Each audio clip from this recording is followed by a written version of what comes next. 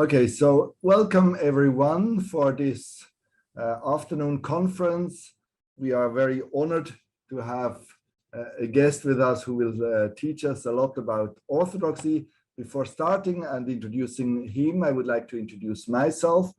My name is Tobias Brandner. I am a professor at the Chinese University of Hong Kong at the Divinity School of Zhongqi College. I am originally from Switzerland, but I have been living here for about more than 25 years. 我们当中有很多的内地的同学，欢迎你们。我是基本上说英语的，本来是说德语的哈，不过现在我们有这个英语的 talk，希望大家都可以明白。如果你们有什么问题，你们也可以用普通话问我们。不过我们基本上今天的下午的talk 就是用英语的哈。Okay, so let me go on introducing myself. I've been here in Hong Kong 25 years and I am teaching history of Christianity and world Christianity studies, related studies here. And I have had the chance to work together with the Institute for Sino-Christian Studies for many years in various forms. I have led many groups of church people, of theologians, to the ISCS. More recently, I have had the chance to publish a book in Chinese with Mingfeng Press from ISCS. The English name is Tradition, Transmission, Transformations, a Critical History of Christianity from the Time of Jesus to the Eve of the Reformation. 普通话就是合久必分，从耶稣时代到改革前夜的西方基督教批判史，希望我这说的对。Yes, and then I have had 2 years ago the chance to work together with ISCS on an invitation of a global conference of the global network of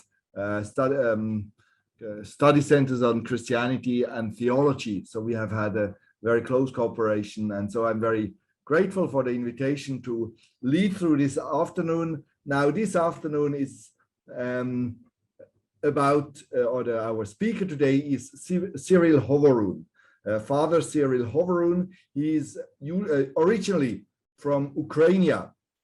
That's where he first began his studies, not in theology, but in theoretical physics, before moving on to the study of theology at the Theological Seminary and the Academy in Kiev. He is an archimandrite, that is a priest of the Orthodox Church. An archimandrite is a monastic priest, and so he has been on various levels involved in the Orthodox Church, also in leadership position, and he got his Master of Arts and his PhD in theology from the University of Durham in the United Kingdom. That's also, and he taught theology in a number of confessional and public institutions around the world. He has been a visiting professor in various universities and seminaries all around the world, and also many of them in China, where he has given lectures. So some of you might have met him before or heard of him. His strong relationship to the ISCS goes back to the time of around 13 years ago, 12 years ago, when he was the chairman of the Department of Theology at the Doctoral School of the Russian Orthodox Church in Moscow. It was during that time that the Institute of Sino-Christian Studies had regular contact with Father Hovorun. Today, Professor Hovorun is teaching at the University College in Stockholm, but he is still traveling around the world, giving talks. Right now, he is in Uzbekistan, I just learned, giving lectures there and visiting the church. Throughout the past years, he has regularly been publishing. Among his many publications are the recent publication, Political Orthodoxies, the Unorthodoxies of the Church Coerced, which appeared 3 years ago in Minneapolis in Fortress Press, and 2 years ago in Ukrainian translation. And also a few years ago, the book From Antioch to Sion, an Evolution of Nestorianism, which had been published in 2014 in the Chinese Orthodox press in Chinese. Now, we may at some point show you the link to his CV if you want to learn more about the speaker. But today's rundown, just that you know what you can expect, we will have first around the 1 hour lecture by Professor Hovorun, and after that I will give a short response, highlight some topics, some issues, and possibly also raise a question. And then there will be time for you to have around 20 to 30 minutes of question and answer. So if you have a question, please write your question into the question and answer box. There will not be a possibility for you to raise the question personally. So please put your question either in English or in Chinese in the question box, and we will then bring the question to the attention of our speaker. So without further ado, I would like to introduce or to welcome now Cyril Hovorun to start his lecture. Welcome, Cyril. Greetings to everyone. Greetings to the Institute of Sino-Christian Studies. Greetings to the Chinese audiences. It's a privilege to lecture. I used to come to China quite often, every second year. So I also supposed to come to China this year in the fall, but because of the pandemic, it was impossible. So we decided to have this online, and I hope to next time it will be in person. We all miss personal lecturing and personal contacts, of course, but still I didn't miss an opportunity to be as close to China as possible. That's why I came to Central Asia, to Kyrgyzstan and Uzbekistan, which was the kind of the borderline of ancient China. I just visited a place which used to be the most western outpost of China under the Tang Dynasty in Kyrgyzstan. So I'm quite close to China in my heart and physically, so to say. And indeed, my talk will be on the topic which can be also bridging different cultures. And indeed, it used to bridge to connect different cultures in the past. And I hope it will be reutilized for, bridging different traditions. Theological within Christianity, between different religious traditions, indeed. Well, the topic of Theosis, which is a Greek word, which can be translated as divinization, this concept seems to be kind of forgotten or confined to some pockets of traditions, so to say. But I think the ongoing study of Theosis demonstrates that it used to be widely spread. I just want to mention, for instance, the work which is in the process of preparation by the Oxford University Press. It will be titled the Oxford Handbook of Theosis or Divinization, which will be published by international scholars who contribute to this volume. And this volume demonstrates that the idea of Theosis, the idea of divinization, is pertinent actually to many theological traditions that are not directly associated with Theosis. Like, for instance, the traditions of Lutheranism, of Reformation, quite surprisingly. So there will be contributions about the Lutheran perception of Theosis, or in the Catholic Church, which is also not renowned for addressing the idea of Theosis. Theosis is regarded to be an Eastern tradition, but as a matter of fact, it was universal, used to be universal, and its universality is being discovered through the modern scholarship. There are also some, I think, interesting connections between the idea of Theosis in Christianity and in other religions. Certainly, it was a very prominent, this idea of Theosis, divinization, had a prominent place in the Greco-Roman religion, from which Christianity somehow borrowed a lot of things. And well, as you know, Christianity was born in the context of the Roman Empire, the Greco-Roman world, but also far in the East. the idea of theosis was popular.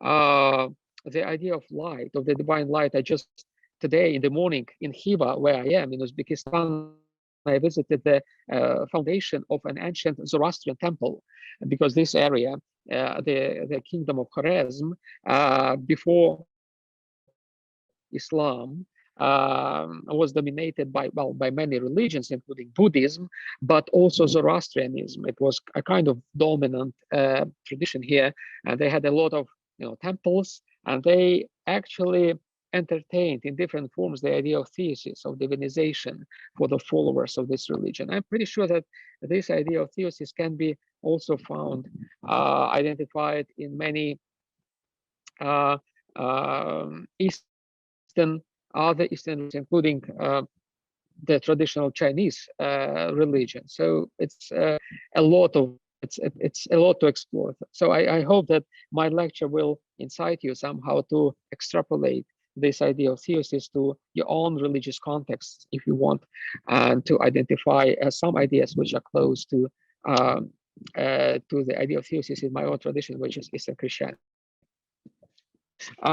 So yes, well, a technical thing. I think you've been distributed the handouts, right? That I will that from which I will quote some, long quotes, long text, so you could follow those quotes, and I will explain the ideas embedded in those quotes.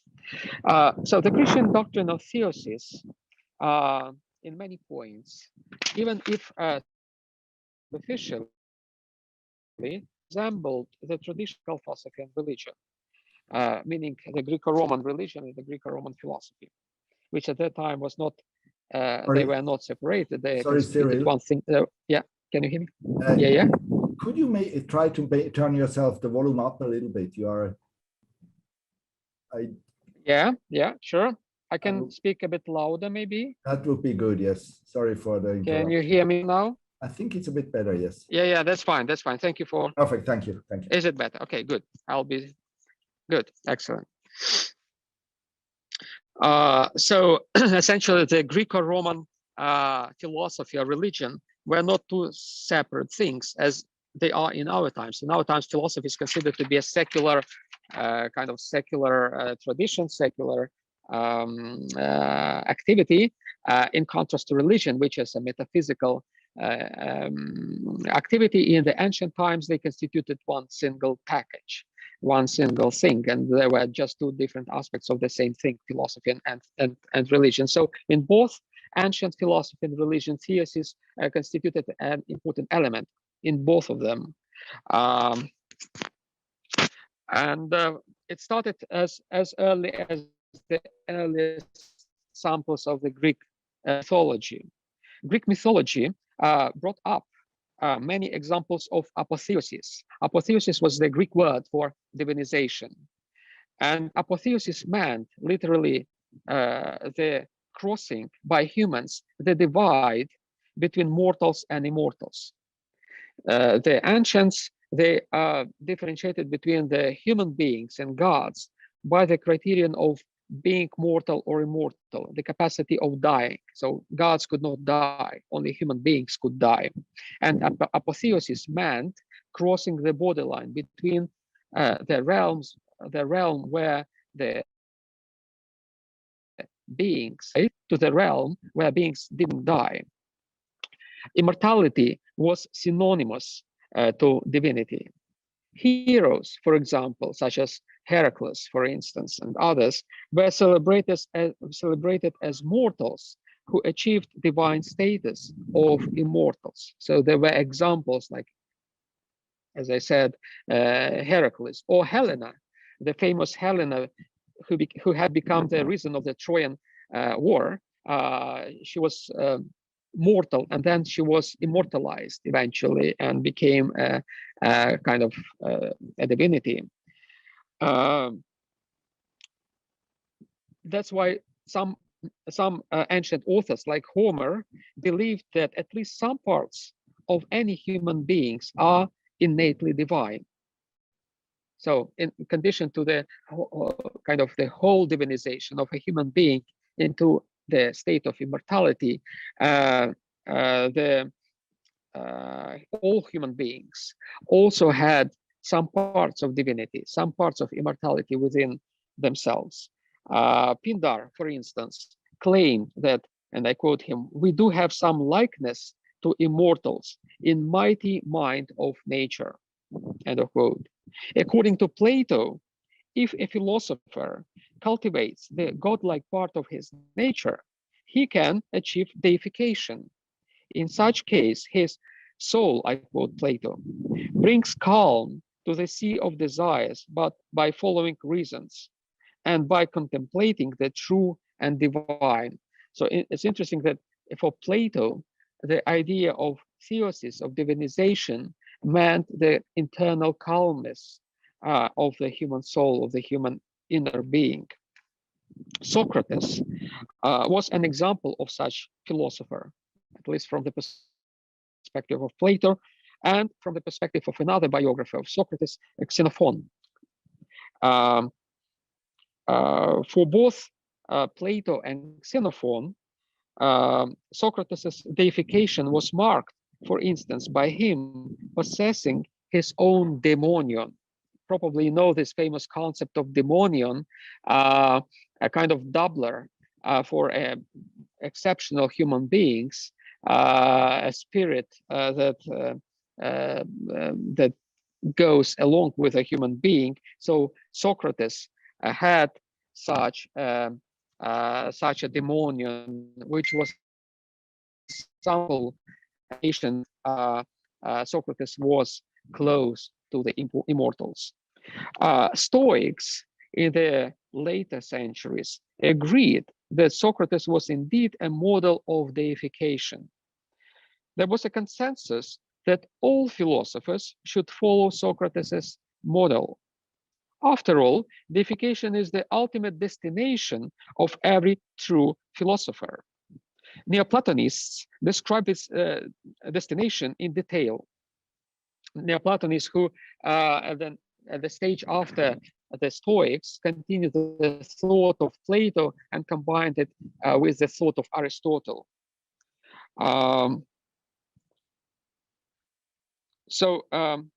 Plotinus, one of the Neoplatonists, yeah, you can see the quote from him, gave an account of his personal experience of what he called identifying with the divine. So Plotinus actually explained how he felt personally.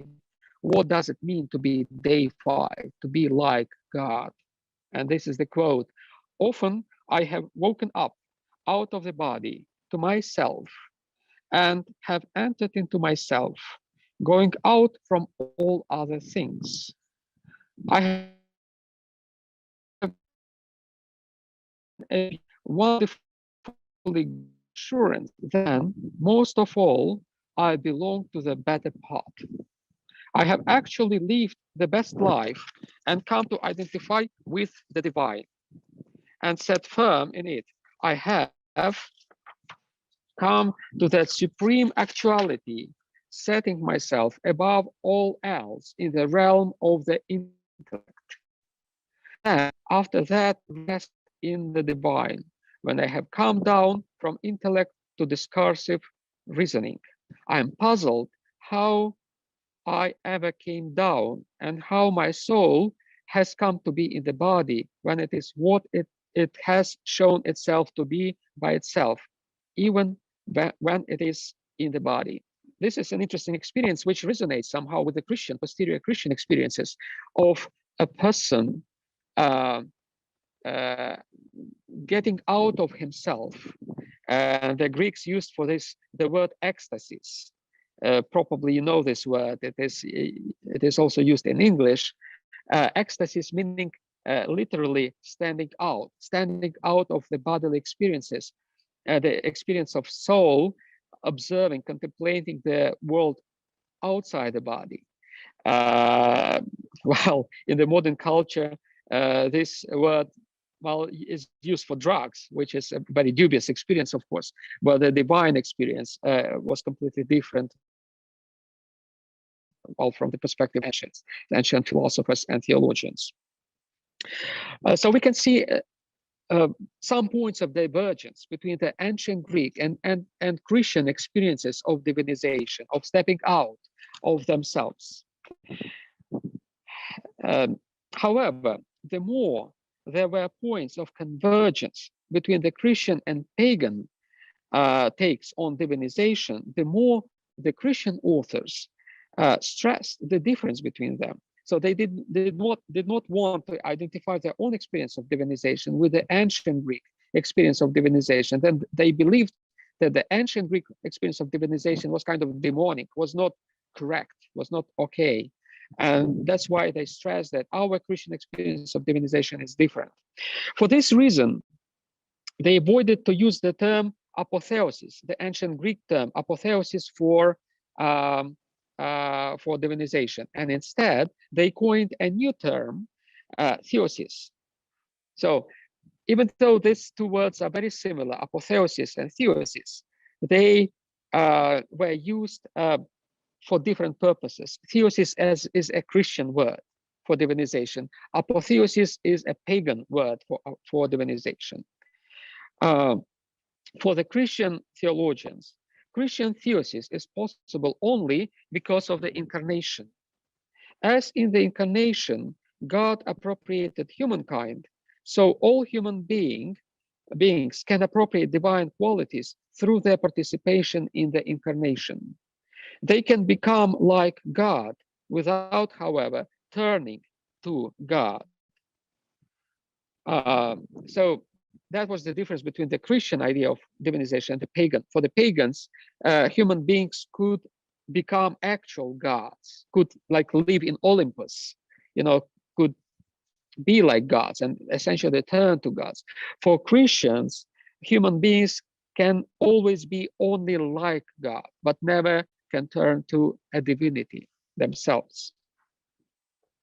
Theosis for Christians is a perichoresis with the divine properties, which mirrors the perichoresis of divinity and humanity in the person of Jesus Christ. Perichoresis is kind of mutual penetration. That is the Greek word which means mutual penetration. So the Christians believe that that being in divinization can adopt some qualities, some properties of God, but those properties do not make them God, do not make them divine beings. They remain human beings. Their nature remains the same, but some properties that they adopt, they are divine, and that makes a person, a human being, divinized. And this is possible only because of Jesus Christ, exactly. Theosis can be interpreted from the perspective of the logical categories of commonality and particularity. Logics was extremely important for the ancient Greeks and for the Christian theologians. And particularly, the distinction between two categories was important for Neoplatonists and then for the Christian theologians. And that was the distinction between the commonality and particularity. To explain it in a very simple way, commonality is the common denominator that we can identify in two different things. Like I can take two tables next to each other. They will be two particular tables, but they share some commonality, the common nature of tables or tableness, so to say, tableness. And that is the commonality. So these two basic distinctions, two categories, commonality and particularity, were employed by theologians to explain divinization, to explain theosis. For example, and they saw the references to two kinds of divinization, the common divinization, particular divinization in the scriptures. Like the common theosis has been the one described in Psalms. You are gods, from Psalm 82, verse 6. This phrase Jesus in John 10:34. Second Epistle of Peter, chapter 1, could also be as a reference to the common divinization envisaged for the entire human. This divinization can be energetic energy means collaboration between a human being and God. It means that the divination happens as a divine act, but it requires human participation, human agency. That is what is called a synergy. As a result of synergy between God and human beings, only some achieve particular divinization. In the Eastern Christianity, they are regarded saints.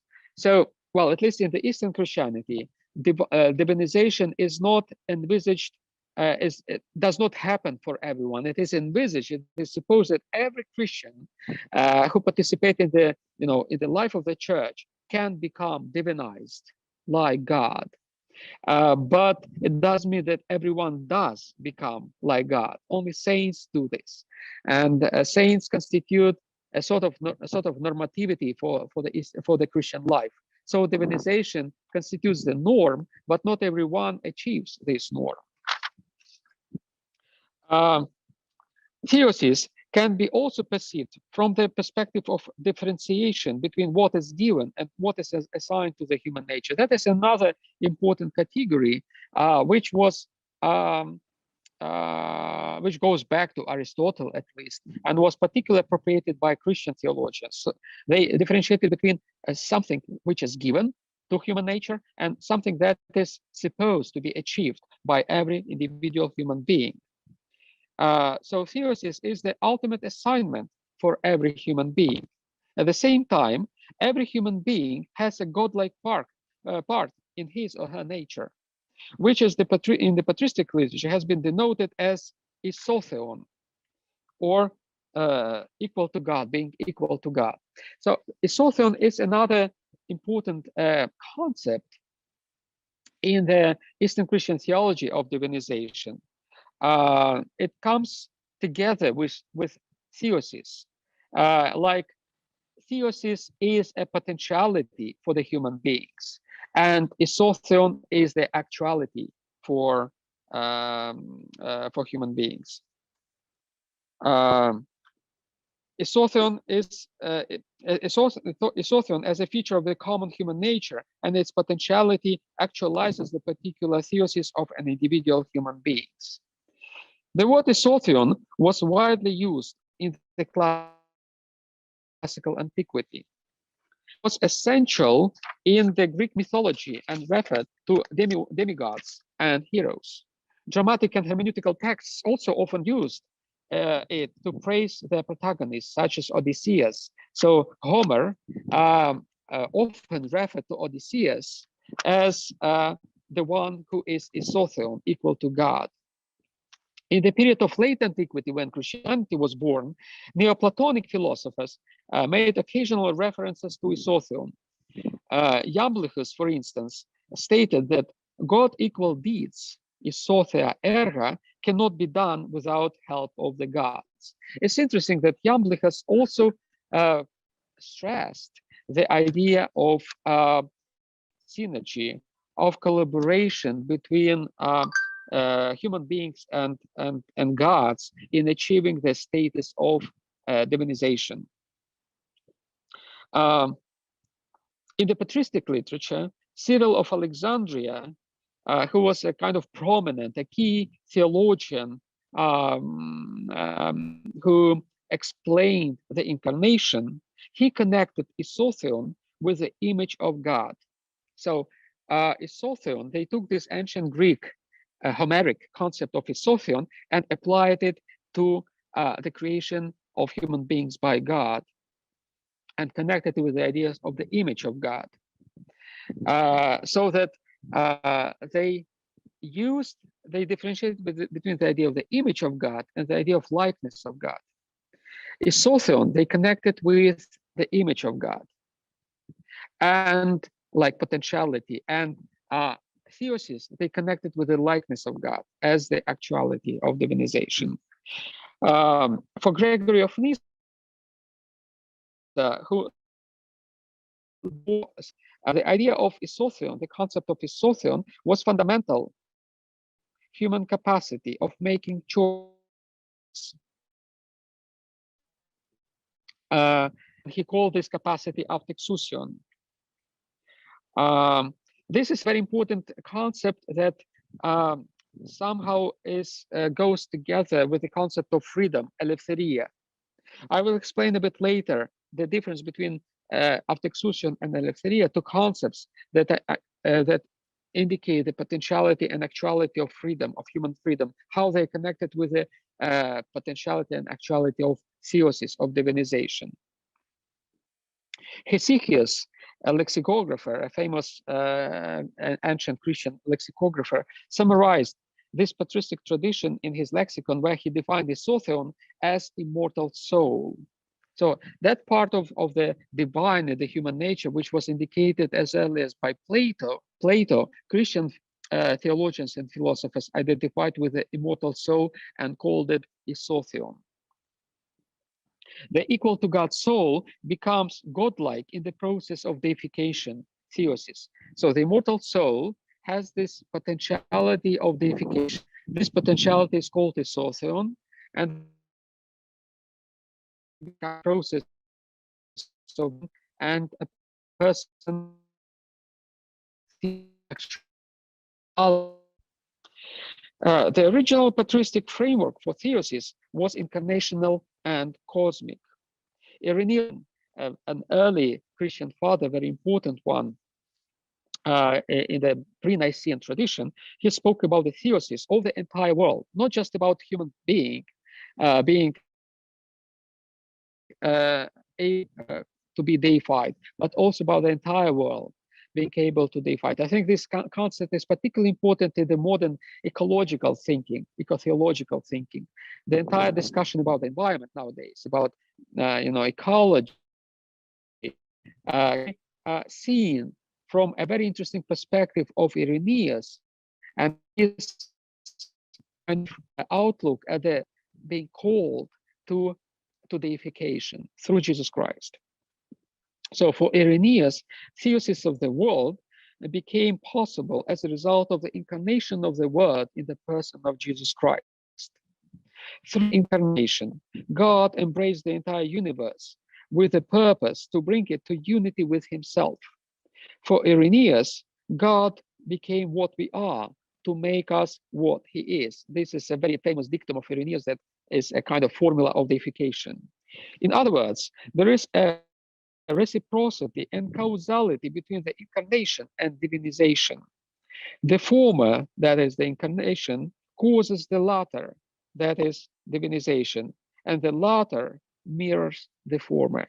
In other words, the divinization, theosis of a human being, mirrors the incarnation of God in the person of Jesus Christ. Irenaeus called God's embracement of the entire created world recapitulatio or anakephaleosis, well, the Latin, the Greek words. This was a reference to Paul, who spoke about God's plan to unite all things in him, Jesus Christ, things in heaven and things on earth. This is from Ephesians 1.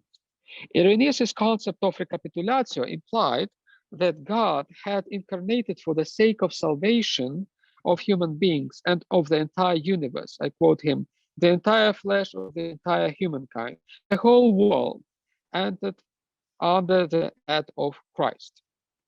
By the 4th century, the idea of divinization became widely accepted in the Christian theology. Athanasius of Alexandria employed it in his polemics against Arius. Well, I assume that you've heard about the Arian controversy, how they argued in the 4th century in Alexandria then in the entire Greco-Roman world about whether Jesus Christ is a true God, true Son of God, whether there is a subordination of the Son to the Father, whether there is a distance between the Son and the Father. So all this discussion had to do with the concept of deification. The concept of deification is somehow a clue to understand this controversy, the arguments of both sides. So Athanasius of Alexandria employed the concept of theosis in his polemics against Arius. He used the point of Irenaeus with the reversal logical causality, given that we get divinized. So that was kind of given.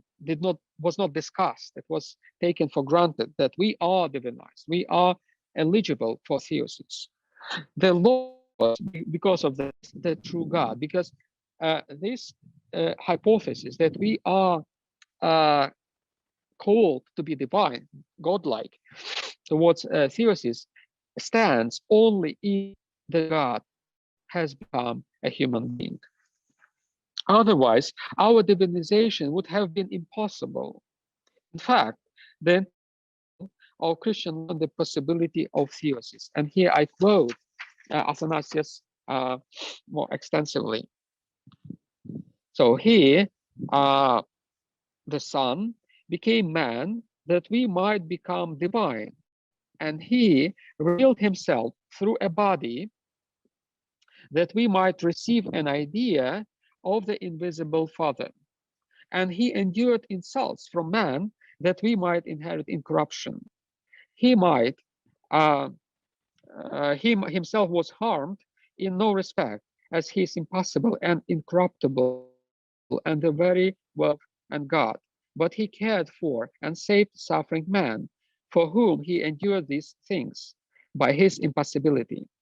And in short, the achievements of the Savior effected through his incarnation are of such a kind and so great that if anyone wished to expound them, he would be like those who gaze at the vast expanse of the sea and wish to count the number of its waves. Gregory of Nazianzus, who lived in the 4th century, who was a great theologian. For this reason, he has this kind of pen name or nickname, Gregory the theologian. He abbreviated this idea of Athanasius to one verse. And since then God is made man, so man is perfect as God. And that is my glory.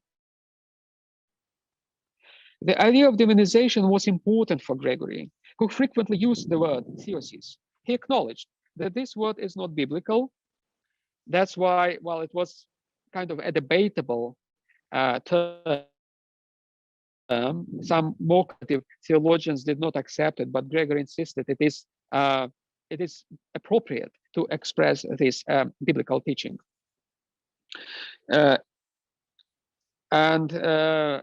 Well, from this perspective, the term theosis was as new as other key words discussed widely in that period of time, such as homoousios or hypostasis. While still some conservative theologians did not accept those terms, and confederates, Dortian fathers insisted that those terms are acceptable even though they are not biblical. He spoke of theosis, for example, in the oration, which is not surprisingly dedicated to Athanasius of Alexandria, because Gregory essentially explained the idea of Athanasius. I quote Gregory: "Whoever has been permitted to escape from matter and from the fleshy cloud, or should we call it a veil, by means of reason and contemplation, so as to hold communion with God and be associated with the purest light, insofar as human nature can attain to it, such a man is truly blessed, both in terms of his ascent from here and in terms of his deification there. A deification which is conferred by true philosophy, and by virtue of striving all the duality of matter through that unity which is perceived in the Trinity." End of quote. The Syrian poet and theologian also lived in the 4th century and also participated in the Arian controversy, but he lived in the Syriac milieu on the edge of the eastern edge of the Greek world, sometimes in Persia, sometimes in Byzantium. He expressed the same idea in more verses. I quote him. It is a beautiful Syriac poem that he dedicates to this concept of theosis. "It is he who was begotten of divinity according to his nature, and of humanity, which was not according to his nature, and of baptism, which was not his habit, so that we might be begotten of humanity according to our nature, and of divinity, which is not according to our nature, and of the Spirit, which is not our habit." So this is a direct reference to deification of our humanity, which is not natural for us, but which we can achieve owing to the incarnation of God. The writings of Sido Dionysius the Areopagite, a writer who lived also in Syria in the early 6th century, constituted a landmark in the Christian theology of Theosis. This pseudonymous author, he concealed his identity behind this biblical kind of figure of Dionysius the Areopagite, but we don't know his real name. And he made the theology of Theosis his central topic and a departure point for the exploration of other theological topics. So it was a kind of a key to the Pseudo-Dionysian theology. Being a Neoplatonist, Pseudo-Dionysius, in the Platonic way, spoke about godlike minds that ascend to the archetype. He spoke about architheos as the archetype for Theosis. And they become similar to this architheos, the original God. As a Christian, however, Pseudo-Dionysius specified that this archetype has names, the Father and the Son.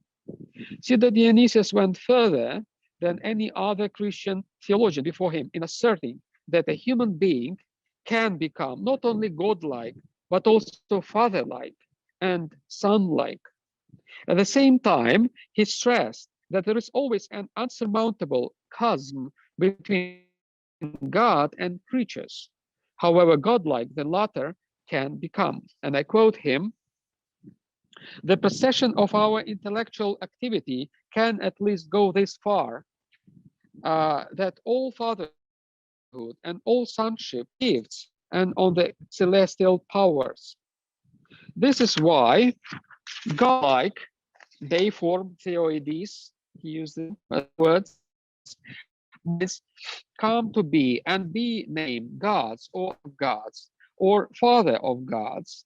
Fatherhood and sonship of this kind are bestowed by that supreme source of fatherhood and sonship on us, brought to perfection in a spiritual fashion, that is incorporeally, immaterially, and in the domain of mind. And this is the work of the divine spirit, which is located beyond all conceptual immateriality and all divinization. And it is the work too of the Father and of the Son, who supremely transcend all divine fatherhood and sonship. In reality, there is no exact likeness between caused and cause, for the caused carry within themselves only such images of their originating sources as are possible for them, whereas the causes themselves are located in a realm transcending the caused, according to the argument regarding their source." End of quote. Well, now we come to Maximus the Confessor, probably the most important theologian who dedicated a good deal of theology to the concept of theosis. He identified the moving force of deification, which is love. Love was central for the thought of Maximus, and it also was central for his concept of theosis, of deification. Love is also reciprocal. The love of God to humankind moves God to become a human being and then inspires human beings to love God. Out of love to God, human beings move to him and become deified. So love moves human beings towards deification. And I quote Maximus, "He himself by grace is and is called God, just as God by his condensation is and is called man for the sake of man. And also that so that the power of this reciprocal disposition might be shown forth herein, a power that divinizes man through his love for God and humanizes God through his love for man. And by this beautiful exchange, it renders God man by reason of the divinization of man, and man God by reason of the incarnation of God. For the Logos of God, who is God, wills always and in all things to accomplish the mystery of his embodiment." So essentially, Maximus says the same as his predecessors, that God becomes a human being in order to make a human being divine. And he adds, however, to this concept that it is love that drives God towards incarnation, and it is love that brings human beings to similarity with God. Maximus thus added an important nuance, yes, to the basic thesis that God became a human being to make human being divine. And he presented the loving reciprocity between God and human beings as two distinct ages, the age of the incarnation and the age of divinization of human beings. And I quote him, he would become man in a manner known to him, and at the same time make man God through union with himself. And thus, he wisely divided the ages, determining that some would be for the activity of his becoming man, and others for the activity of making man God. Maximus described the age of Theosis as mirroring the process of incarnation. And I quote again, we must henceforth await those other ages that are to come for the actualization of the mystical and ineffable divinization of human beings, in which God will show the overflowing riches of his goodness to us, completely and actively affecting divinization in those who are worthy. For if he himself reached the limit of his mystical activity of becoming man, becoming like us in every way but without sin, and having descended into the lowermost parts of the earth, to where the tyranny of sin had driven man, then there will be certainly also a limit of God's mystical activity for the divinization of man in every way, with the obvious sole exception of any identification of man with God's essence, making man like himself and raising him beyond all the heavens, to where the natural grandeur of grace dwells and calls fallen a man through the infinity of goodness. End of quote. For Maximus, the age of has not arrived yet. The age we live now is of the flesh, so he called it. It is different from the age of the spirit, which will come about after this present life. And this idea is eschatological. Maximus certainly means the afterlife, the age after the second coming of Jesus. The present age is framed by the laws of nature. In the future age of Theosis, the natural limits will be overcome. And I quote him again, we will become the very thing that is not in any way the outcome of our natural capacity. Since nature does not possess the capacity to grasp what is beyond nature. For nothing created is by its nature capable of actualizing divinization, since it cannot grasp God. For this is the property of divine grace alone, that is, to grant the gift of divinization proportionately to created beings, brightly illuminating nature by light that transcends nature, actively elevating nature beyond its own proper limits through the excess of divine glory.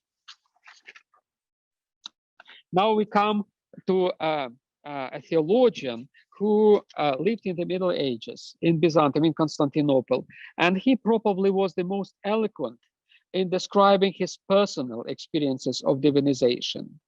Just like, remember Plotinus, we mentioned Plotinus, how he described his personal experience of becoming like God. So Simeon, the new theologian, was very open, was very explicit in describing his experience of being divinized. He described how thesis affects human beings and experiences. And him is the source of such experience. And I quote him, "My hand is Christ and my foot is Christ." Well, Simeon wrote these verses after taking communion, and this was his experience of, contemplating himself being transformed, transfigured after the divine liturgy, after taking communion, Eucharist. And he continues, "And I, miserable, am a hand of Christ and a foot of Christ. I move my hand, and it is the whole Christ who is my hand, since we should think that the divine divinity is undivided. I move my, and behold, it shines like he himself. Do not say that I am blaspheming, but rather accept this and venerate Christ, who makes you such. Thus, you have recognized my finger to be Christ, and even my pudendum. Did you not tremble did you not feel shame when you said that Christ is like my uncomely member? I suspect that you pronounce blasphemy. So for Simeon, the entire human being, the entire human body can be, excuse me, my leaves can be,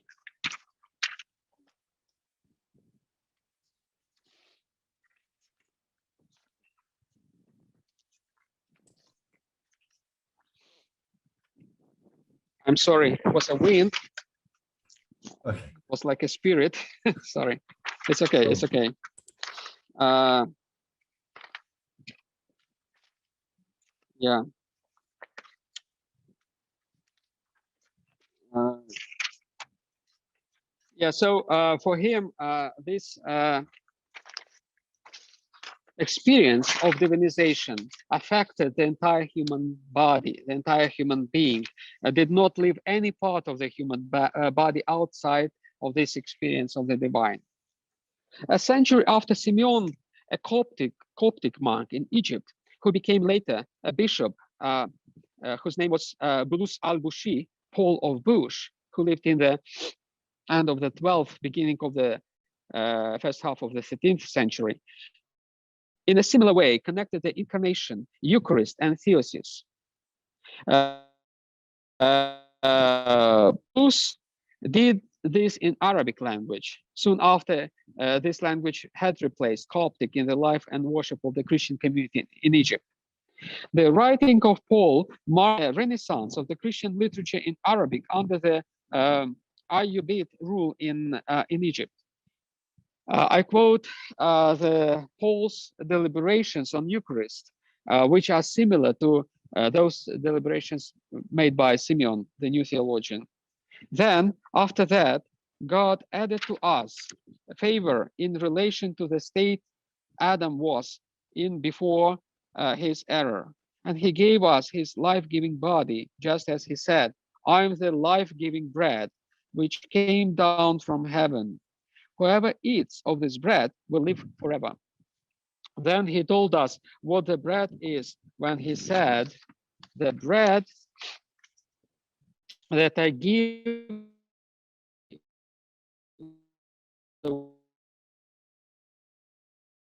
even a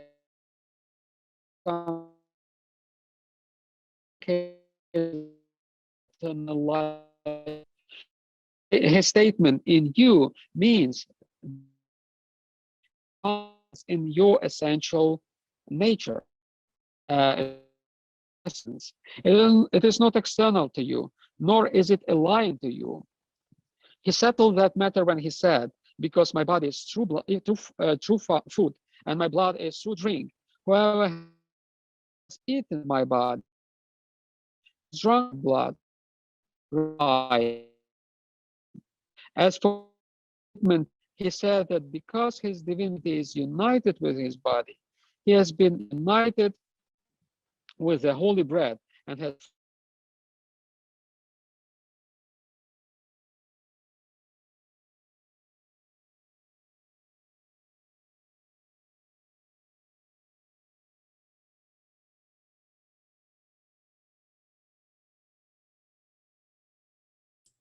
Yes, it seems to be that Cyril has to come back in again. a disruption. Yes, welcome back. Yeah.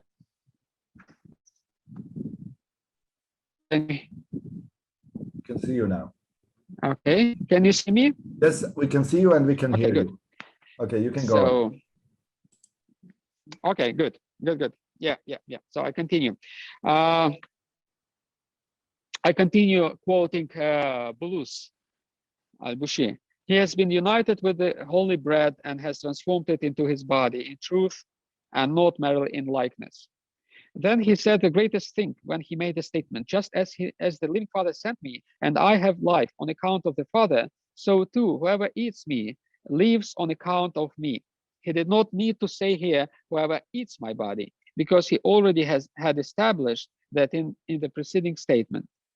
He said first, the living bread, and informed us that that bread was truly his body. Then he said third, whoever eats me. He means here that he is God incarnate, and his divinity is not differentiated from his humanity. Whoever partakes of the Eucharist in a worthy manner and with faith, God resides in him and gives him the life that he gave to the body united to him. The idea of divinization is particularly strong in the Coptic spirituality and theology and continues to be very strong.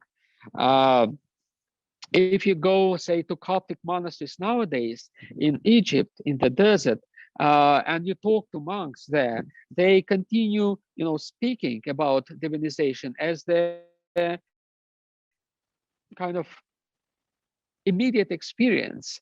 It continues to be very important, and we can see this in the writings of the modern Coptic writers and theologians, such as a modern spiritual writer, Matta al-Maskin, Matthew the Poor, who lived very recently and he died only in 2006. He was an important figure in the Coptic theology and the Coptic spirituality, spiritual writer, and he reflected on the centuries-long Coptic tradition of theology of Theosis. Similarly to Paul of Bush, Matthew wrote in Arabic, and I quote him. He wrote, there occurred a change which the Father termed as deification through the mediation of Christ. Human nature has undergone a heavenly recreation from water and from the Spirit. It has achieved with God grace. End of quote. Oh no, sorry, I continue the quote. It's just different passage from Paul. The deification, theosis, that the fathers had in mind does not mean the change of the human nature into a divine one. Rather, it means qualifying nature for life with God in a communion of love. So it's interesting how he summarizes. Paul summarizes the teaching of the early fathers who insisted that there is no kind of change, transubstantiation of the human nature into the divine nature, but it means the adoption of some qualities, properties, which are divine by the human nature, and this happens under the influence of love. And he continues, this is accomplished by lifting the serious barrier that severes the life of man from that of God, namely sin. This takes place through the blood and our partaking of God. The reason deification or union in its perfect sense as a life with God can be fulfilled except at the resurrection from the dead. But we have been granted means of grace, commandments, and the divine power by which to conquer sin, the world, and the life of this age. We have that new door open before us. Through this door, we can have here and now a foretaste of the union with God in communion of love and in obedience. Therefore, the union of man with God, or the legitimate aim to seek. This is due to the pre-existing union between divinity and humanity in the incarnation. It is Christ, then, who has set it before us as an aim. I think this is a very good and a comprehensive summary of the Eastern teaching about theosis.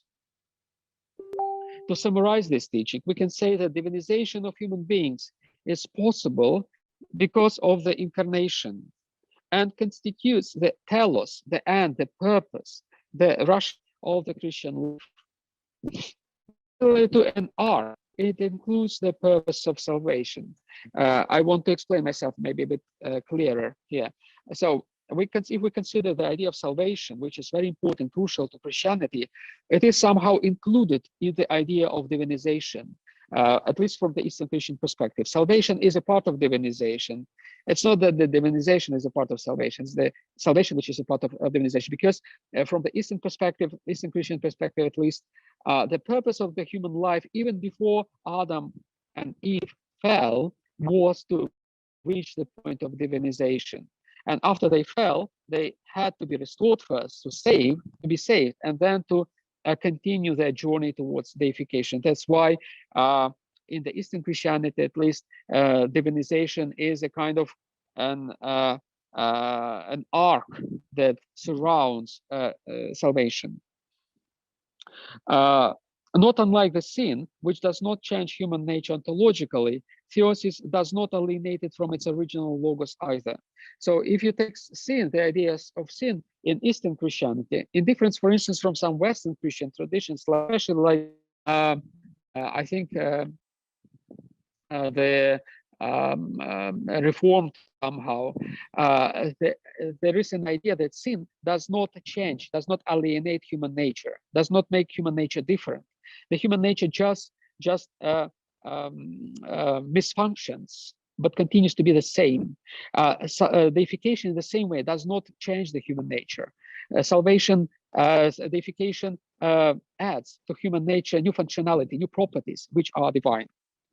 It changes the modality, the tropos of the human existence, and makes it fit what God intends about humankind. So that is a kind of my summary of the Eastern Christian take on deification. I wanted to demonstrate that deification is really important. It's really crucial, central for the Eastern Christian theology and spirituality. And as I said in the beginning, deification also was important and continues to be important, even though in a more concealed way in other Christian traditions, in the Western Christian traditions. And we are on our way to rediscover the idea of deification, of theosis in all Christian traditions. Also, I believe it's very fruitful to find parallels and similarities between the Eastern Christian concept of deification with Eastern religions, as there are some striking similarities and the same striking differences between the Christian concept of deification and, say, the Greco-Roman concept of apotheosis. So it's a way to walk towards discovering, those parallels between the Christian concept of deification and the deification within religious traditions, including the Chinese ones. That would be my kind of invitation for you, maybe, to explore these parallels. Thank you. Thank you. Thank you for your attention. That's what I Yes. wanted to share with you. Thank you, Professor Hovorun. This was an excellent and inspiring talk, and I think all of us learned a lot about the theological concept of theosis, and you explained this concept so well by relating it to various other categories within theology, but also to its background in Hellenism, and also in the end relating it or raising the question about how much it can also be related to Asian religions. Before I go on with responding a little bit, I just like to remind those listening that please feel free to raise any questions in English or in Chinese in the Q&A box, and we will try to respond to them. 请大家如果有什么问题，你们随便写英语也可以，普通话也可以，在这个 Q&A 这个地方里，你们可以就是我们尽量就是回答你们的讨论你们的问题哈。So thank you again, Father Hovorun. And one point that you put very clearly that I found very impressive and very clearly put is that Christian theosis is possible only because of the incarnation. So this fundamental link between incarnation and theosis has remained an important argument throughout your presentation. For instance, when you explain how Maximus described the age of theosis as mirroring the process of incarnation. Now, your presentation offers an amazing tour through the early Christian tradition, showing how various theologians emphasized theosis as a center of what the Christian faith is all about. Now, if we overlook the huge varieties of theologies within all of Christianity, East and West, North and South, we can see that one of the core questions, or maybe one of the systematic frameworks within we can understand the diversity of theologies, is the question about how do the divine and the human come together. This may refer to, of course, to the question of the incarnation, but it may also refer to the question of how we as human beings get involved in this whole divine act of God becoming man. Now, one of the struggles that many Christians, and maybe most importantly Protestant Christians, and among them most particularly Reformed Christians have. Reformed Christians are those, of course, Professor Cyril knows that, but I say it for the listeners. The Reformed tradition is the tradition that goes back to Calvin, and maybe where the most famous theologian was Karl Barth in the 20th century. So for Reformed Christians, there is always the worries about the confusion of the divine and the human. So Reformed Christians are particularly strict in their emphasis on separating the divine and the human. As Karl Barth would say, God is the holy other, the one standing above us, etc. So God is God, man is man, and there is nothing except of in Jesus Christ that brings the two together.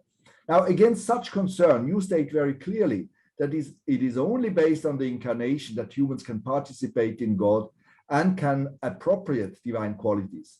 Maybe the place where you explain it most pointedly is when you say they can become like God without turning to God. I really like this. Early in your talk, you said that. So also you refer to the idea of perichoresis. You know, perichoresis means the ambulation or the exchange of properties among the three persons of the Trinity, so the three persons of the Trinity mutually dwell in each other, exchange their particularities, and that humans can, based on such mutual appropriation, also appropriate divine qualities. Now, here my some critical questions comes in, like as I am myself standing in the Reformed tradition, maybe that's where I have my own sensitivities. I wonder whether you and the tradition that you quote always maintain this strict relatedness to the incarnation. As for instance, when you say that every human being has a godlike part in his or her nature. Actually, also when you refer to the Eastern tradition, because one of the reservations I have regarding the Eastern tradition is that this separation is not always clearly maintained. God is somehow also in us. We are also kind of turning divine. So is this really a part in us that we have? Although you characterize this equality to God, this isotheon, simply as a potentiality, are we not in danger of easily turning it into more than a potentiality, rather as into an innate ability? As for instance, when Hesychus described it as our immortal soul. That's one of the problems I have there. One fundamental concern that the concept of theosis caused is the so-called Feuerbachian danger. Maybe just Feuerbach, that was a post-Hegelian, left-Hegelian philosopher and Marxist philosopher. Oh, no, sorry, not the Marxist philosopher, but someone preparing the way for Marx. He kind of put pre-Marxist. Yes, the essence of Christianity. He said famously, as I reduce theology to anthropology, I raise anthropology to theology. Same as Christianity, by degrading God to humans, elevates humans to God. So several of the statements that you quote play into this kind of Feuerbachian's criticism of Christianity. Here in these quotes, Christianity appears simply as making man perfect in God because God is made man, as for instance in your quote of Gregory of Nazianzus. So, but on the other side, and I really appreciate that, you do mention several theologians that remove the concept of theosis from human achievability. I found this already the case in Irenaeus' category of anakephalaiosis or recapitulatio, which seems to be clearly an eschatological category. So not something that happens within this world, but happens at the end of the times. So this builds the eschatological horizon of God's actions. And even more clearly, in your final reference to Matthew the Poor, I really like this reference, you explain very clearly that the theosis or the deification cannot be fulfilled except at the resurrection from the dead. So in other words, there is a tension going throughout Christian theology. It is a tension between humans' active participation in the path of salvation and humans' passive receptivity in the path of salvation. Again, you could take these two stands as embracing all of theology. Somehow all of theology can be located somewhere within this tension between human participation and human passivity. So traditionally, theology in the tradition of Augustine emphasizes more our passive receptivity in salvation. And Eastern theology, you may note that Augustine was probably the single most important theologian for the Western tradition, but not at all so for the Eastern tradition.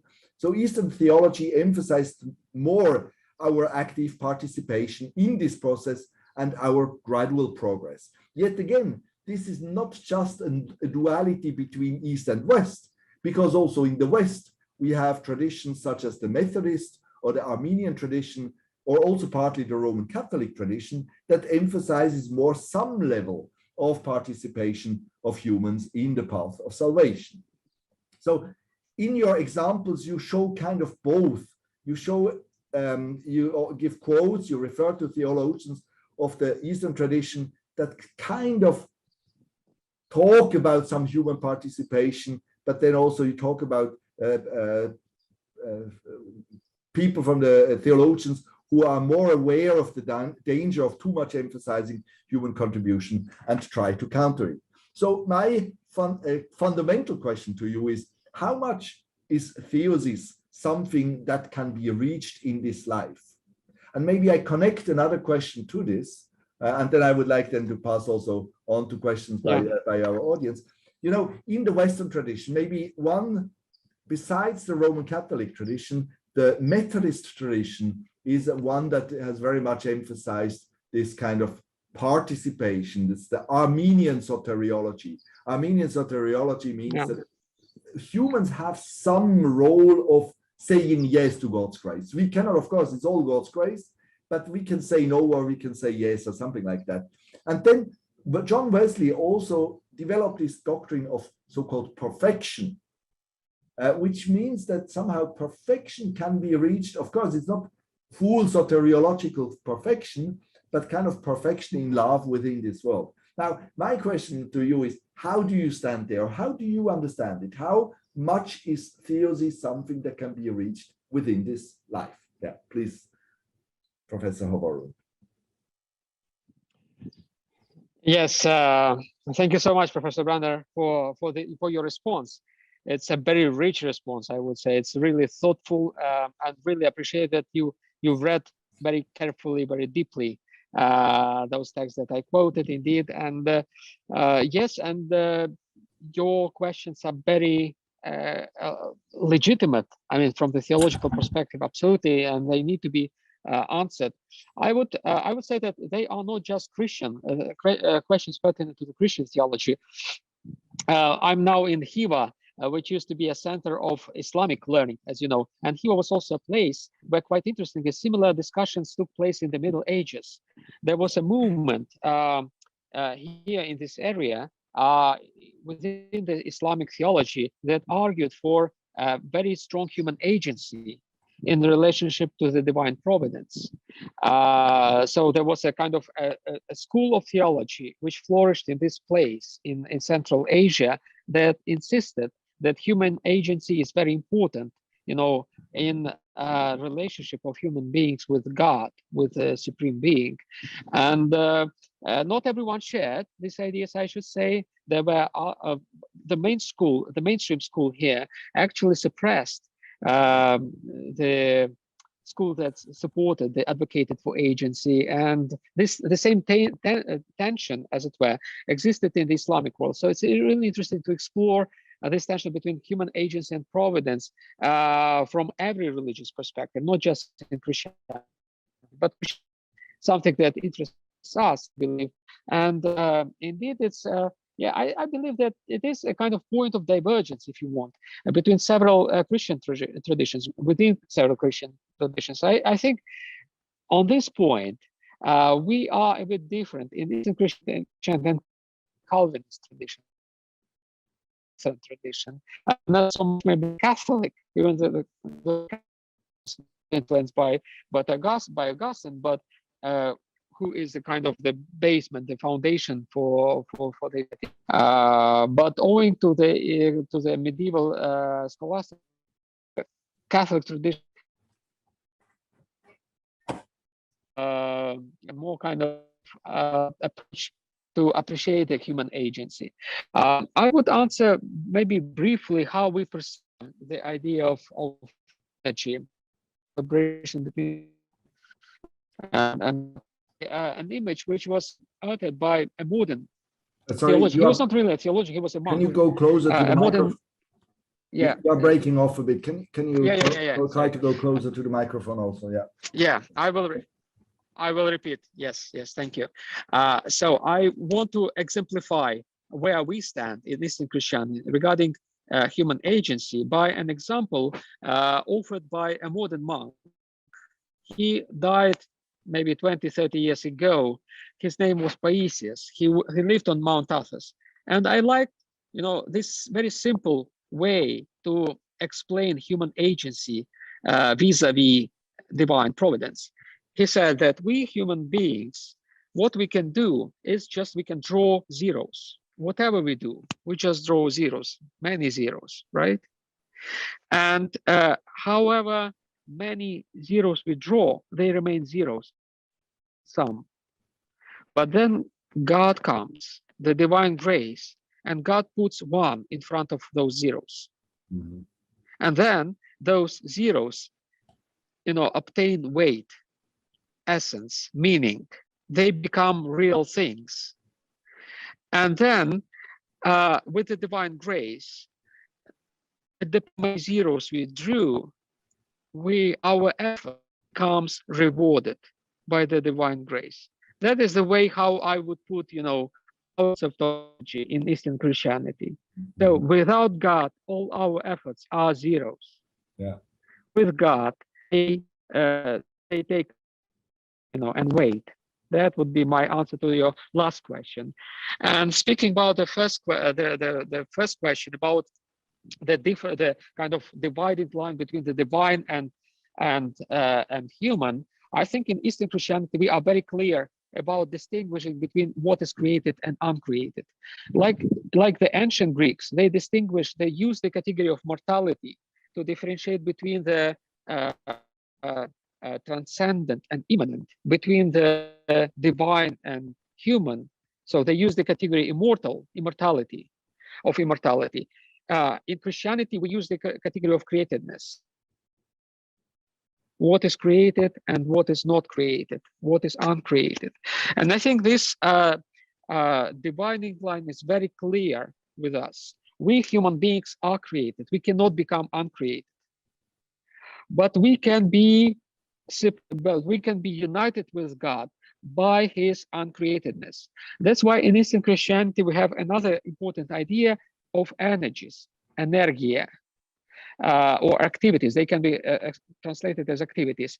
Properly know that in the Middle we had a theologian such as Gregory Palamas who articulated this theology of uncreated energies, that God has energies, and the energies, activities, is God himself. They are uncreated.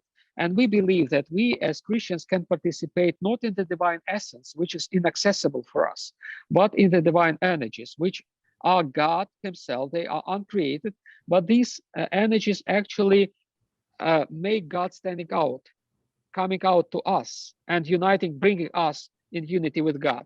The Christians experienced these energies not just like concepts, like ideas, but as light.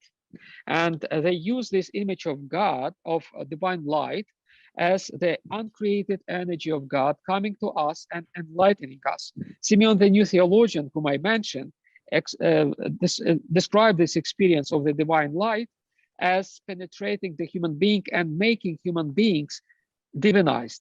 Theosis is the result of the divine light energy coming out from God and penetrating us and bringing us closer to God.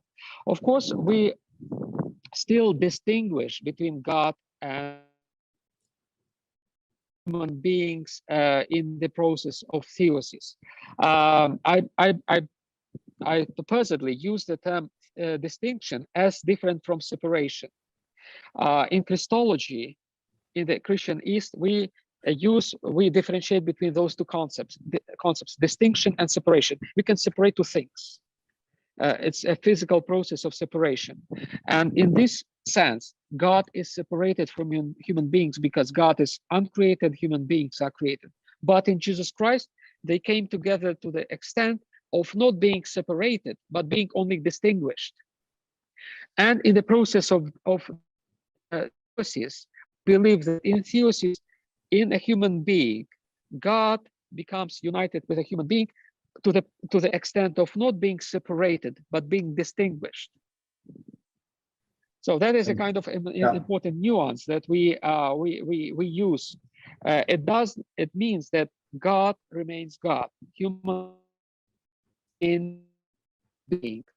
There's a huge chasm still between God and human beings. The chasm that cannot be bridged by human effort. Through Jesus Christ, this chasm is bridged, which is our theory. That would be your questions. Thank you, Father Cyril. We have now 5 questions here, so if there is anyone more, please write it now, because I will stop. I don't want to go beyond maybe 4:40, another maximum 20 minutes. We actually plan to finish it by half, but I would like to give justice to those who have asked questions. So so you have to be relatively short, Professor Hovorun. The first question comes from Peter Xie from Taiwan, who has participated in the translation of some works on theosis. So he asks, I do have a question regarding to Gregory of Palamas and Vladimir Lossky's theology of energy. I wonder if I can get your opinion. The theology of energy stresses the difference between divine and human natures, so that two natures will have no chance of mixture or change into another nature. Therefore, when Lossky Palamas interpret 2 Peter 1:4, the partaker of divine nature, they change the meaning of the stance from the meaning of words to human can only participate in divine energy, not divine nature. If so, do you think this stress might endanger the true or the actual unity of the divine and human nature, since unity involves koinonia of each other? So how do you see that? Yeah, that's a very good point. Thank you for this question. You indicated what Palamas and Lossky and other theologians stressed. Indeed, we believe that we cannot participate in the divine essence. Well, they use the word, the Eastern kind of theologians were careful enough not to use the word nature, thesis, in application to God. They use the word essence in application to God as the aspect of the divine which is inaccessible for human experience. This essence remains what they call the divine darkness. Darkness not in the sense of evil, but in the sense of something that cannot be penetrated, cannot be accessed by human experience and human knowledge or human experience. So that is the essence which remains outside our reach. But God is not unreachable for us. That's why we introduce this idea, the Christian theologians use this idea of energy, activity, which is the accessible part of God. So the nature, essentially, the concept of nature, thesis, comprises the concept of essence, ousia, and the concepts of energy, energia, somehow. It doesn't mean that nature and, essence and energia are two different things in God. In this case, God would be separated in two different parts. No, the divine nature remains simple, and we insist on simplicity of the divine nature. The divine nature simply can be accessed and remains inaccessed for us. The inaccessed part of the divine nature, so to say, part, I use part, in the quote marks, because it's not part, it's the same divinity, is inaccessible. The accessible side of divinity, the side that Moses experienced on Mount Sinai when he saw the rear of God. So to use the biblical language, that is the accessible part of divinity. And in the Christian theology in the East, we call it the activities, the energies of Christ. That's why we do not say that the nature is inaccessible. We don't apply the word thesis actually to God. We apply in the East the concept of ousia as the inaccessible aspect of divinity and energia as the accessible one. Thank you. A question that goes into a similar direction is that it is a question by Sierren too. Tau. It is interesting to note that when Calvin interprets 2 Peter 1:4, he followed a similar concern, stressed that human has no way to participate in divine nature, but only quality of divine nature. Since speaker mentions about Reformed theology and Calvin, yeah, I think this might also be answered by what you have just said. Yeah, I think that's a good point. Yeah, you can also distinguish between the essence and quality, what the Greeks called Theosis, the aspect that is the attribute of the divine nature. Of course, they use different terminology. Also, they use like quality, Theosis. They use the same because different aspects of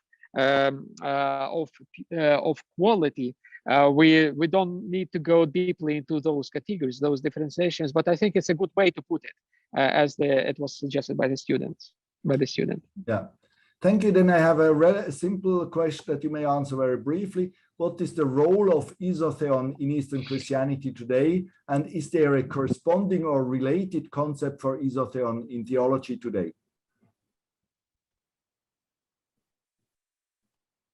Yes, we can say that isotheon is something which has been called in theology as imago Dei, image of God. Oh yeah, that's good. Yes.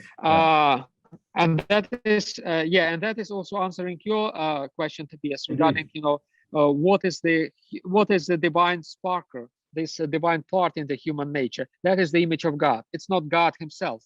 It's the image of God which is divine in the human. Yeah, that's very. And that we can call isotheon. Yeah, so we could also say that this is something that is always there. So that would also be the role of isotheon in Eastern Christianity today. Exactly. That's kind of like the basis of everything. Yes. Yeah. Okay. Then exactly. Thank you. Then a question on St. Thomas. Is St. Thomas' beatific vision or connature also a sort of theosis? What are their similarities and differences? So he tries to Kiki. Yes, there are some. Yeah, thank you. Yes, it's a very. I think there are some similarities and some differences, Thomas. Some irreconcilable differences, I would say, because Thomas insisted that we can experience the divine essence immediately. Something that in the East we do not exactly share, because we still believe in the Christian East that we do not have access to the divine essence. We cannot contemplate the divine essence even in the future age aeon after the resurrection. The essence remains completely inaccessible for created beings, however saint, holy they are. We have only access to God through the divine activity, something that Thomas did not actually envisage himself. Yes, I think there is this kind of difference between Eastern Christianity and the Western Get closer Christianity, to the Roman microphone. Catholic tradition in particular, going back to Thomas. Yeah, I think there is still a difference between. Can you? Not clearly now. Now? No, still not well. Can you hear me? Not well. Okay. No? Is it better now? Yes, now it's better. Yes. Is it better now? No? Yes, better, better. Okay, sorry. So yes, uh, yeah, I believe there is a kind of a point of difference which has not been yet surmounted somehow by theologians, by modern theologians, between East and West regarding the concept of the vision of God, how we envisage the vision of God in the East and in the West. You know, we between the Eastern and Western theologians, we have discussed many differences that existed in the past, like filioque, and we reached an agreement on those differences. But still, we cannot, reach an agreement on the concept of the accessibility of God. It's still kind of a point of divergence, and it goes back to Thomas, goes back to Gregory Palamas, our Eastern theologians. So it's still a debatable issue. We insist in the East that God is inaccessible in his essence, cannot be plated his essence even after the second resurrection,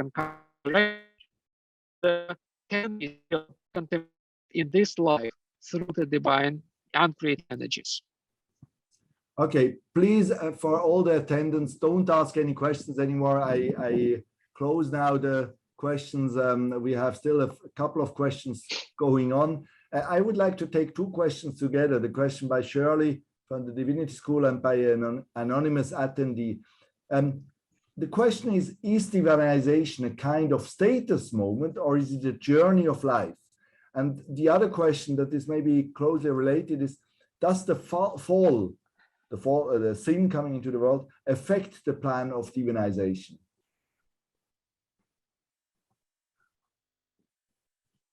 Yes. So as I mentioned, divinization is the initial goal for human being, at least from our perspective, Eastern Christian perspective.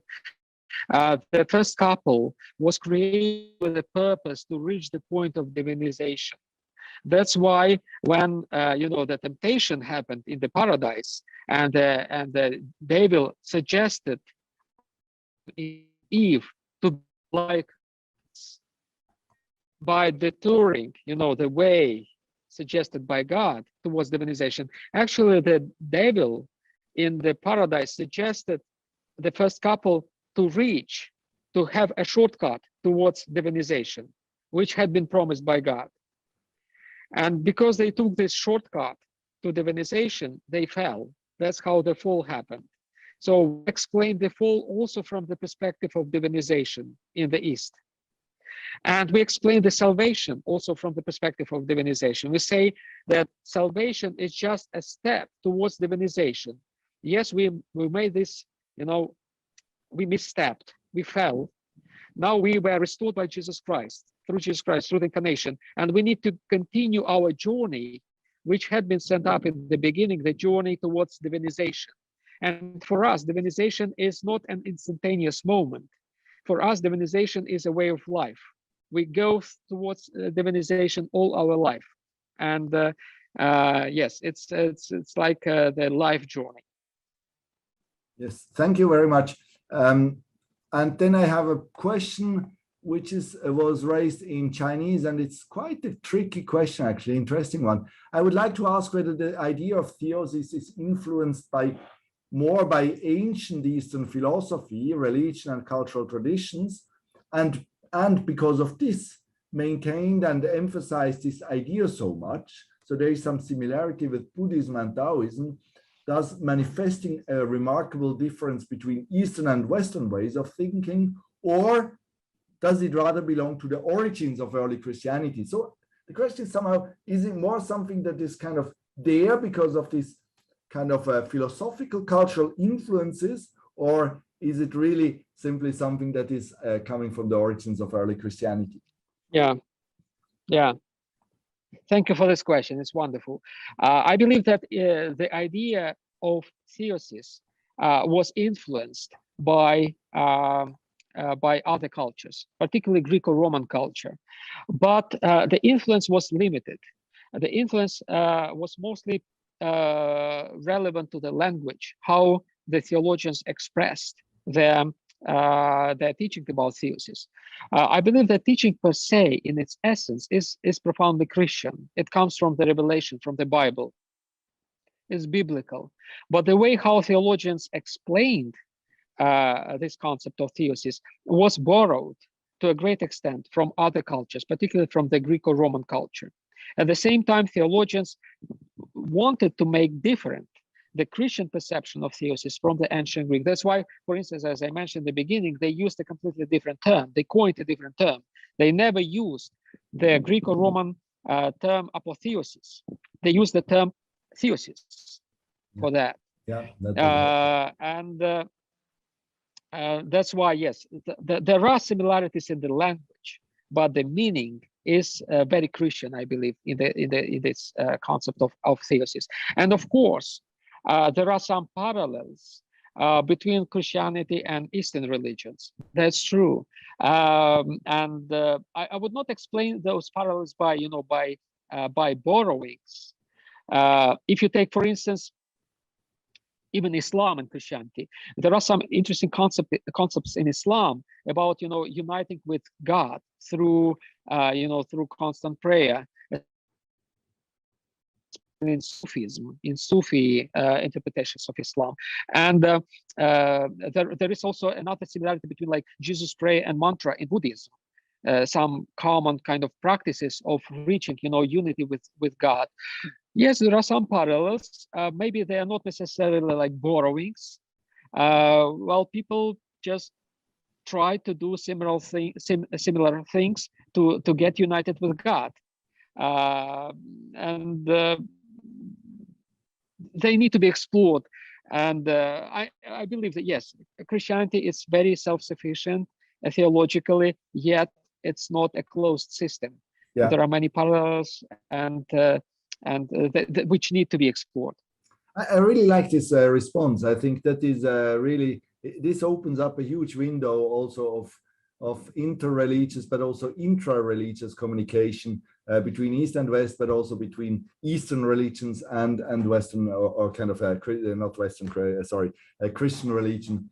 So this is a fascinating field, and I'm happy that you are involved there. And obviously, yeah, it's a very makes an important part of your life now being in Uzbekistan. Now, sorry, I have one last question, which goes a little bit into another direction. So please try to respond it very briefly. The question by Zita from CUHK is that you mentioned the notion of free will, and the person realized that it is interesting that scriptures talked more about the will of God, and Jesus was proclaiming sometimes not out of his own will, something happened not out of his own will, but out of the will of God. But it seems to this person who asked to Zita that the Old Testament talked very little about the will of God. So when does the idea of free will or the will of God arose? Is it because of the influence of the Greco-Roman or Stoic philosophical influence? How do the Eastern fathers understand the free will? So it's a huge question. So I don't know whether you want to answer it or whether you can give a very short answer. It's huge. Yes, it's huge. Well, actually, I try to answer. I'll try to answer very briefly.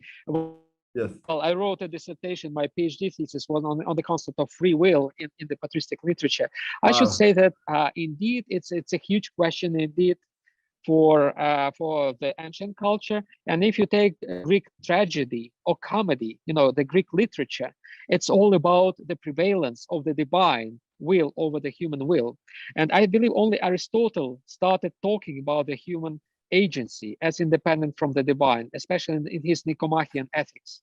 It continued in the Stoic philosophy somehow, but I think flourished really in Christianity. And we owe, as Christians, the idea of human will, human agency, free will to Origen, the great Alexandrian theologian and thinker who lived in the 3rd century, Origen, who actually advocated for the idea of the human agency as a very important component for salvation of human beings, without which salvation is impossible, without human agency. So the posterior fathers somehow continued this Origenian kind of line of thinking. But I think, yes, it is very important. And if we want to to understand the Christian concept of free will, we need to go back to origin. And of course, the idea I mentioned in my lecture, the idea of freedom is connected with the idea of theosis. So there is a parallel between the concept of image of God, the concept of sotheon as a potentiality for deification, and the concept of aftexousion as a will, a human freedom, which cannot be taken from human beings, which is kind of nested in the human nature. And then this potentiality can grow into actuality of the likeness of God when the imago Dei translates or develops into the likeness of God. In terms of theosis, it means divinization. It means that isotheon becomes theosis, the actuality of the deification, and freedom, the potentiality of freedom, aftexousion becomes eleutheria, the freedom in Christ, the fullness of freedom, which is the goal of Christian life. So there is a correspondence between the idea of image of God, divinization, and freedom. Thank you so much, Father Cyril, Professor Hovorun. I think your questions, your answers to these many questions showed us, your ability to also engage with the hearers and the audience, and they were very helpful to add to your interesting talk. So I'd like to thank all those who participated in this talk, who raised their questions, for your attention, for your thoughtful participation. It was a pleasure to have you. It was a pleasure to moderate this talk. And so I hope we get in touch soon again physically. Visit us here in Hong Kong, be it on the Tofungshan or here at the Chinese University. And I trust that you will be traveling soon again when borders are more open again in China, so that some of those listening from China or from Taiwan or elsewhere can hear you live. So we wish you all the best, and in the name of thank you so much. Thank you so much. Thank you. You're most welcome. I have a few just a few final information for the audience. First of all, please follow our WeChat official account. It's SCT. It's uploaded there to obtain the thesis and watch the Sino-Christian Theology online lecture series. You may also visit our website, on our website, the Logos and Pneuma journal, which is now uploaded to our website for free. So whenever you want to learn more about this kind of this East-West dialogue, the work of Sino-Christian Institute, go to the website and see what you can find there now free for download. Then I would also like to point out to the next lecture, which will take place on the October 22 at the same time, 3 to 4:30 p.m. So that's in a week's time. The topic will be Sins and Boundaries, the Catholic conception of sin in late Ming and early Qing China and its social significance. This will be a lecture given by Xiao Qinghe, professor from Shanghai University, and the interlocutor will be Zhou Weiqi from the Chinese Academy of Social Science. So this is what we have for you today. We wish all of you all the best, a beautiful weekend, and for you, Professor Hovorun, a beautiful stay in Uzbekistan. I hope you have some good meal there and some good discussions. All the best to you. Thank you. Thank you, everyone. Thank you so much. Thank you. Thank you. Thank you.